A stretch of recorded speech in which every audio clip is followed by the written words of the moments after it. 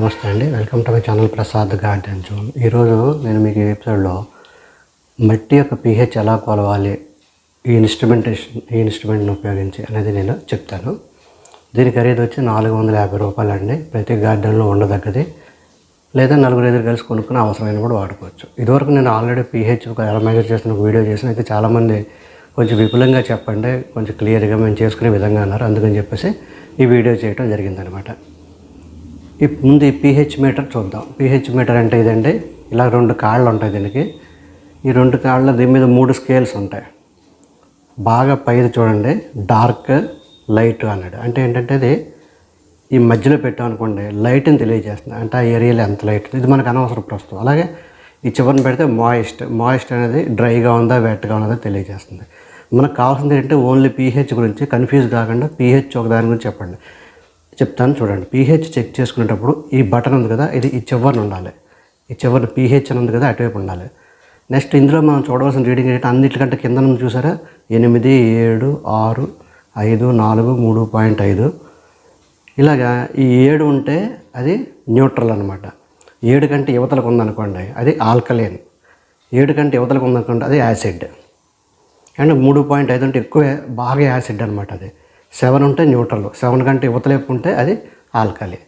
తెలిసింది కదా. ఇప్పుడు దీన్ని మనం ఎలా ఉపయోగించాలి, ఏం లేదు, మనం ఏ మట్టిని అయితే కొలవాలో ఆ మట్టిలో దీన్ని ముంచి మనం తెలుసుకోవటం. అయితే అది మట్టిలో డైరెక్ట్గా ముంచితే మీకు రీడింగ్ సరిగ్గా రాదు. కాబట్టి ఆ మట్టిని మనం ఏ విధంగా సేకరించాలి, ఏ విధంగా తెచ్చుకోవాలి, అవన్నీ నేను ఇప్పుడు మీకు వీడియోలో చెప్తాను.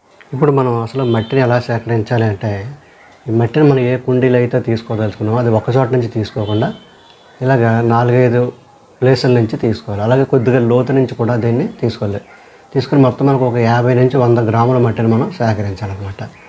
50 నుంచి 100 గ్రాముల మట్టి ఉంటే మనకు కరెక్ట్ రిజల్ట్స్ వస్తాయన్నమాట. మొత్తం సాయిల్ యొక్క pH అంతా కూడా మనం యావరేజ్గా మనకి తెలిసిపోతుంది. ఈ విధంగా మనం ఏ మట్టిని అయితే మెజర్ చేయాలో pH, ఆ విధంగా మట్టిని ఆ కుండీలో నుంచి ఆ నేల నుండి, ఎక్కడైతే నేల అయితే నేల నుండి మనం సంగ్రహించి తీసుకురావాలన్నమాట ఒక దాంట్లో.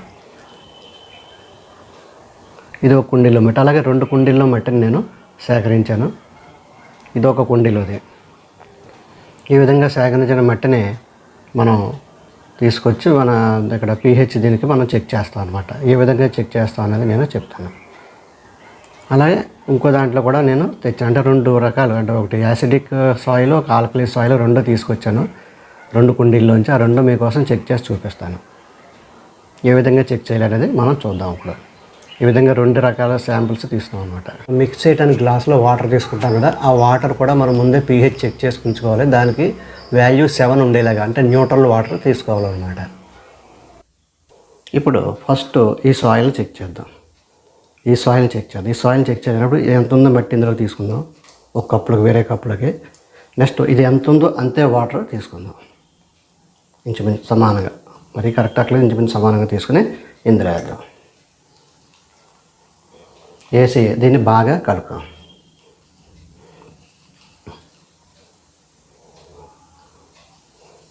ఇలా బాగా కలిసేలాగా కలిపిన తర్వాత అప్పుడు దీని pH మనం చెక్ చేద్దాం.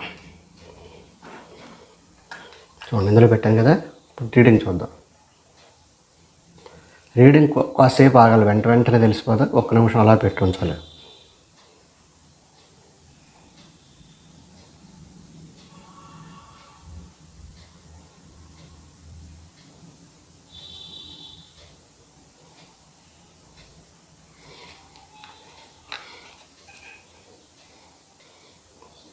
చూసారు కదా, రీడింగ్ మెల్లిగా ఎంతకు వచ్చింది, 5 వచ్చింది. 5 వచ్చిందంటే ఇది ఎసిడిక్ సాయిల్, యాసిడ్ వైపు వచ్చింది కాబట్టి ఇది ఎసిడిక్ సాయిల్.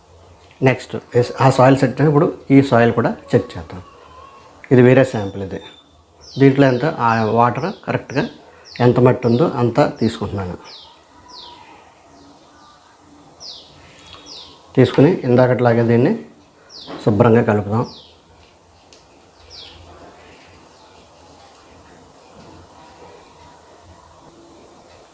కలిపిన తర్వాత ఇందులో రీడింగ్ చూడండి. ఇందులో పెట్టి 1 నిమిషం, 10 నిమిషం, ఒక 2-3 నిమిషాలు ఉంచండి, సరిపోతుంది.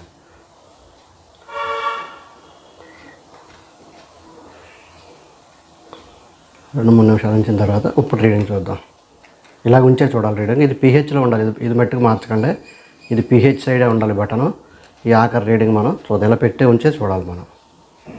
చూసారు కదా ఎంత ఉంది, ఆల్మోస్ట్ 8 ఉంది.